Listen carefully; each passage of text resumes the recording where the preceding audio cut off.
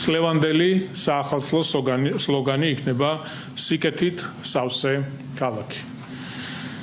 ჩვენი ყველა საახალწლო სურვილიც იქნება მეტი სიკეთი, სიყვარული და პატივისცემა სუფევდეს ჩვენს ყოველდღიურობაში.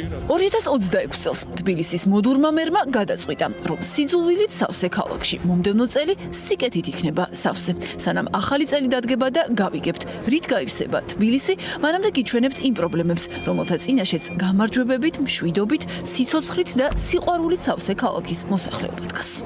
ქვევით არის პადუალი და წყლებით გასულ და ალპო იატაკები ქვემოთ სულ და დაჟე ჩემთან მეორე სართულამდეა ამოსულ და დასკდა სულ კედლები და რამდენი მატარებლის ხაზიდან რაიმე გაივლის ლიანდაგზე გეგონება მიწის ზრა.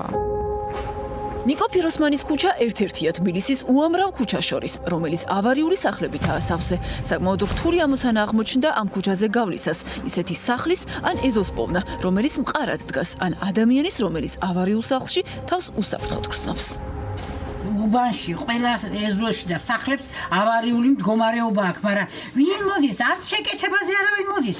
არც თქვათ გადაგვიყვანουν სხვა ბინებში და თქვათ, ბაბა, არაფერი ყურადღება. ძალიან ავარიულია, ძალიან. მერიას თუ მიმართეთ დახმარებისთვის? როგორ არ მიმართეთ? მე როდის ძალია მერიას ჩვენთვის?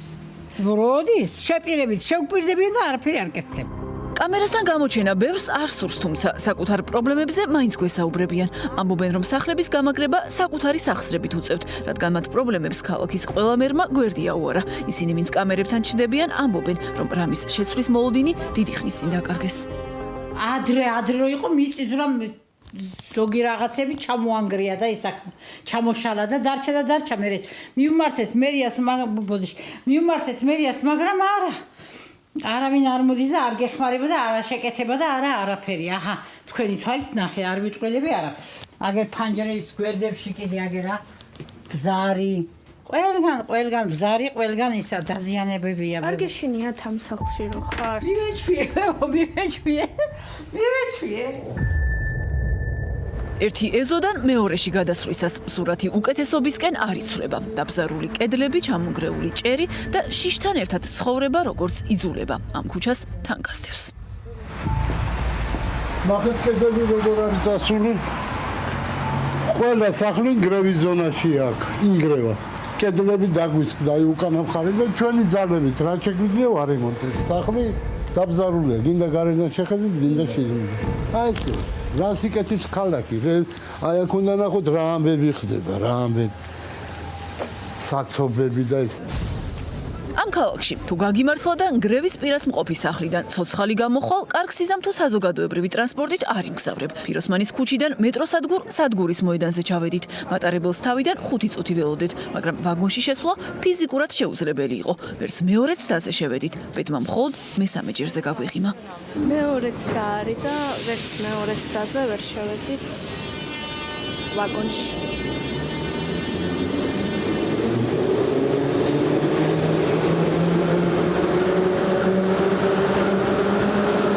მესამე ვცადოთ ახლა შესვლა და წესით შევდივართ ამჯერად.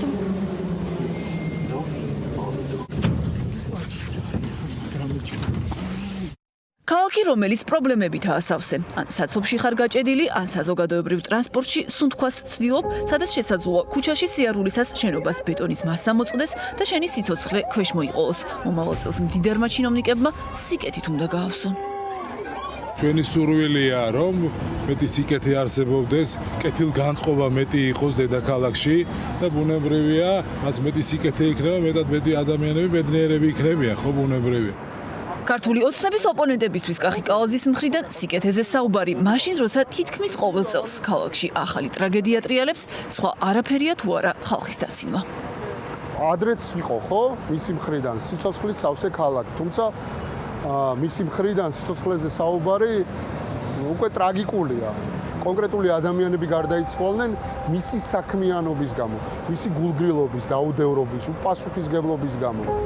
კახა კალაძეს სურს დაგვაჯეროს, რომ მომდევნო 2026 წელი სხვანაირი იქნება, მაგრამ სანამ ქალაქის ყველა კუთხეში სიღარიბეა, სახლები ინგრევა, საზოგადოებრივი ტრანსპორტი დღის ნებისმიერ მონაკვეთში გადავსებულია. ბევრისთვის სიკეთე მხოლოდ აუხდენელ სურვილად რჩება.